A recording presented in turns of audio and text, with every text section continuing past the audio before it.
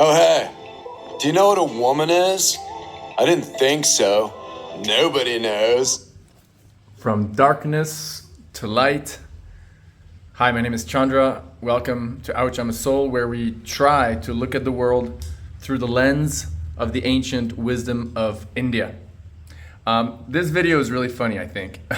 and you know, the whole issue of gender identification and, you know, what is a woman, who is a woman. So we'll look at this video together. I'll make some comments, and at the end, I'll try to bring the discussion to the real important thing, I believe, which is the spiritual dimension.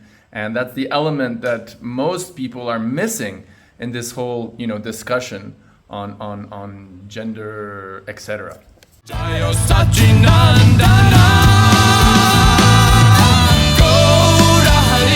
Come up with a few key indicators to look for that might help you in figuring it out, even if you're not a biologist. I mean, that's a good point. Like, let's talk materially first, right? I believe that, you know, gender is definitely defined in large part by biology. And so those who say that, you know, biology has nothing to do with gender, hello? So here are the signs. I mean, remember, this is it's called I forgot the name of the channel, but it's total parody. It's total parody. There are some indicators that you might be a woman.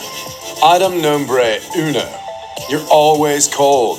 If you're always asking to put the windows up or to borrow a sweater, you might be a woman. I mean, come on, that's funny, you know? Next item. A human being has popped out of you. Now, I don't know everything. The guy's a good actor. I think he's excellent. This might be an indicator that you're a woman, dude. You're definitely a woman if you decorate your bed with 6 or more pillows. So that's the third point, right? Okay, so this is sexist, blah, blah, blah, but let's keep watching. What are these pillows for? You can't sleep on them. You can't put them in a different order every day. They have to go in the exact same order.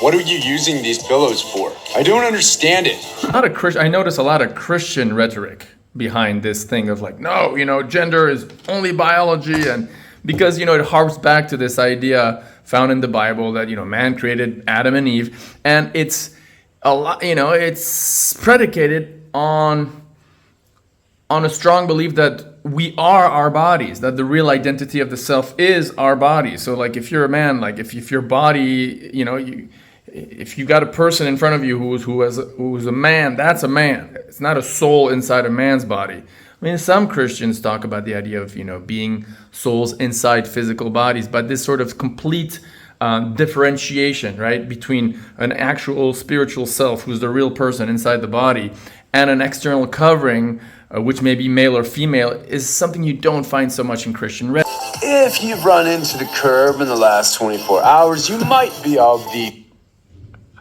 You might be of the woman. Come on. Oh, anyway, I have bad internet here because I'm in Rishikesh, by the way. If you've ever been to Rishikesh, India, a really cool place to hang out with yogis and stuff. So my point is this, though. According to the Bhagavad Gita, the main text of the Vedic wisdom that, you know, all the traditions of India, at least of Hindu India or Yoga India, try to follow or appropriate to justify their worldview. Aham Brahmasmi, right? We are not our bodies. We're souls inside physical bodies. And so, and what you also find is a little bit more of a nuanced understanding of this gender identity. As, for example, there's a story in the Bhagavad Purana, in the Srimad Bhagavatam, where there's a person who gets cursed. He's a prince, but then he gets cursed, and then all of a sudden he realizes his body has changed into that of a woman, right? He's still the same person inside, but he's changed into the body of a woman. Finally, you have 2 X chromosomes. That's it. So back to that story from the Bhagavad Purana, this prince finds himself all of a sudden, wow, his body's changed into that of a woman. So there's more fluidity in terms of gender identity within the Vedic paradigm. The point is, though, that if we forget that we're souls, at least theoretically, if we forget that we're souls, let me turn on this light so you can tolerate me better. If we forget that we're souls, And the whole thing of identifying as a woman or as a man or whatever is identifying as something which we are not. Because according to the Bhagavad Gita, according to the Vedic wisdom, according to the ancient wisdom of India, we are not our body. Whether that's a woman or a man or a dog or a fish or whatever. We are only eternal servants of Krishna, technically speaking.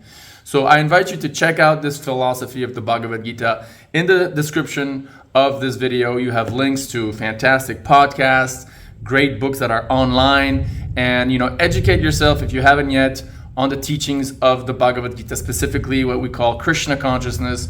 And in this way, you can have a very simple, practical way to gradually live in such a way that you actually identify as a soul and not as a body. And therefore you, at least theoretically, and I think practically, at least a little bit, let's be honest, you experience a lot of happiness, a lot of spiritual peace and bliss. And ultimately, I think that's what we are all looking for, right? Thanks for watching. See you next time. And remember, we are not our bodies. We are souls. We are not matter, but we matter.